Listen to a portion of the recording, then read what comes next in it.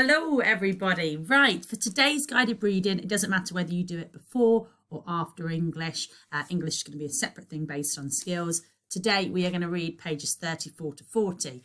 What I'm going to do is I'm going to read all of it now, and then I've got two questions for you, one with an extract, one without. So you can either be making notes as you listen, you can just listen if you want, whatever you want. Okay, so this chapter is called, by the way, these chapters don't have numbers, so apologies I can't say chapter 6 or whatever.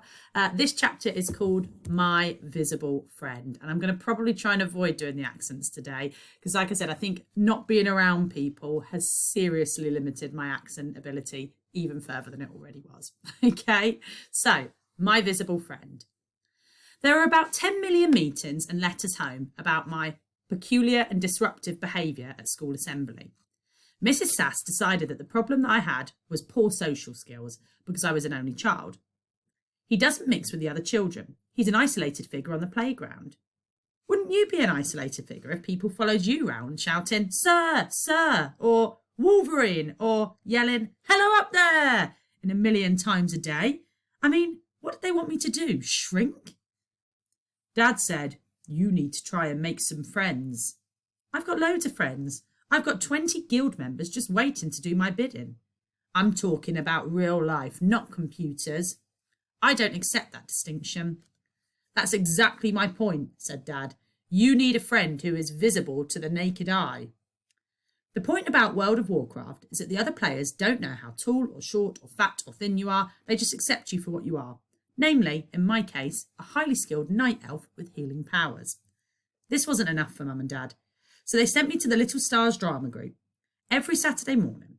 Lisa, the girl who ran it, didn't seem impressed with my poor social skills. She sucked her teeth and looked me up and down and said, "We're actually a children's theatre group." "He's 12, said Dad.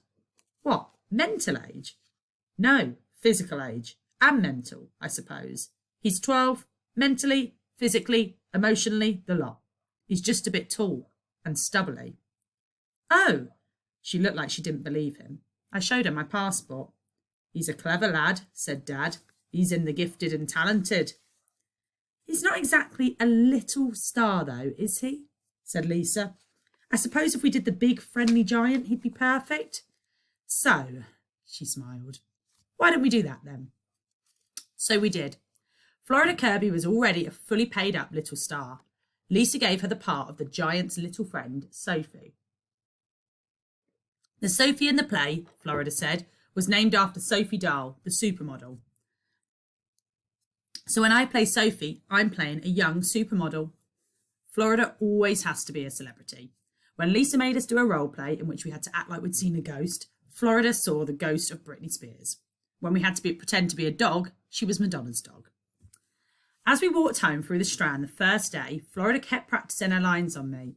The lines were mostly things like, "You're huge," "Goodness, you're tall," or "You're proper gigantic." That wasn't bad, was it? And she said them all in her best little star's loud and clear voice. I sat down on one of the benches by the water feature, just to be a little bit less tall for a while. "If we sit here," said Florida, "security will come and chase us. They hate kids hanging around this bench. They hate kids, really." But security didn't come and chase us. In fact, one of them walked past us and nodded at me. "What's going on?" said Florida. "They think," I explained, "that you are with me and that I am your dad." "No, you're kidding. Do they? Do they honest?" "Yes, but this is brilliant." And she was right. We could do anything. So we did. That Saturday and every Saturday from then on, we played on the lifts, messed about in the photo booth, went into Total Games and tried out all the new releases. We even went into News and Booze, which is strictly no unaccompanied children under any circumstances. Florida loved it in there because she could browse through all the celebrity magazines while I bought a newspaper to make myself look more dadly. Sometimes she used to give me £1 before we went inside so I could buy her chocolate. I said, "Buy your own chocolate." Girls do not buy their own chocolate when they're out with their dads. Dads buy it for them. She even tried me to get her to buy her cigarettes. Dads don't buy their children cigarettes. My actual dad would. He'd do anything for me. He's going to buy me a pony. Ask your actual dad then. Once I went in there without her, and the woman behind the counter said, Where's your little princess today then? How much did Florida love that when I told her? Princess is brilliant. You have to call me Princess. I don't think so. Why not? My dad calls me Princess all the time. We'll talk about this another time, I said.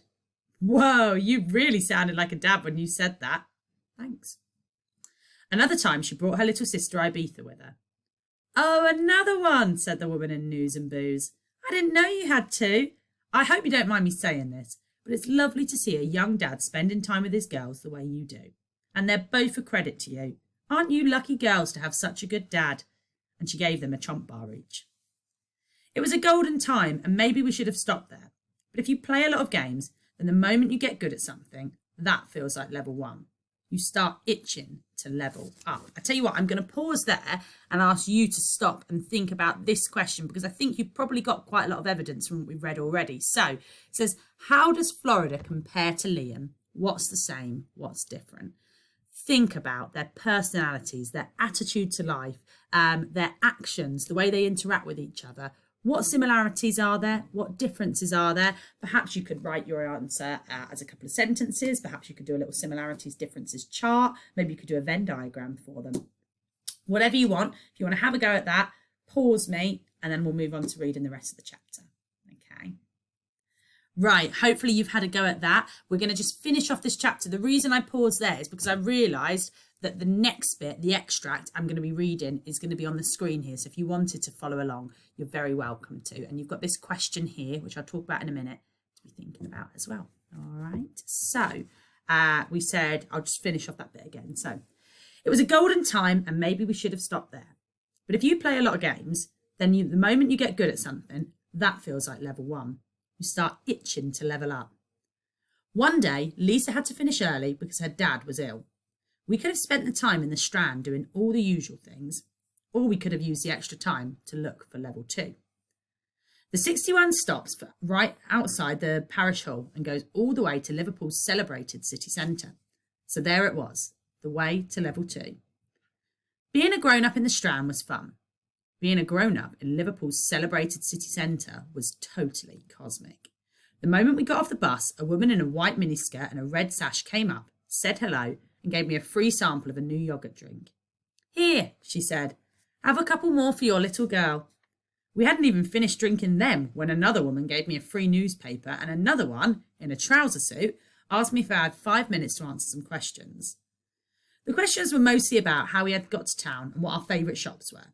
Then there were a few about what year I was born and what I did for a living. I gave her my dad's birthday and told her I was a taxi driver. She said, would you like to come in here with me and taste a new sandwich spread we're developing and on which we'd value your opinion? She took us to a really nice room and gave us free sandwiches and fizzy water. Afterwards, we had to fill in questionnaires and we were allowed to keep the pens. Florida asked for more sandwiches. The woman in the trouser suit laughed and said, I guess that's all the feedback we need. So can we have some more then? No. Okay, we're going to pause there. So we know that Liam enjoys his computer games, particularly World of Warcraft. What I want you to do is I want you to think about the language. The narrator, that's a person telling the story. Remember, Frank Cottrell Boyce wrote the story, but we get this story in first person. That means it's told as if Liam himself is talking to us. Okay, so what does the narrator Liam, what language does he use to show that he views the world as a game? Do you think he seems older or younger than he is? Have a go at answering that. Think about what I might do actually as I'll upload our sentence stems that we've spoken about before, and you've got those there for when you're answering our guided reading questions. Think about how you might structure your answer, what evidence there is, and go from there. Okay, so thank you for joining me. Tomorrow, there's not actually going to be any an English session. There's going to be a guided reading session where we're going to explore the next few pages as well as the pages we've already read. And we will have a look at answering a range of different questions about them. Okay, so I'm really looking forward to seeing you then. Until then, have a lovely day. Bye-bye.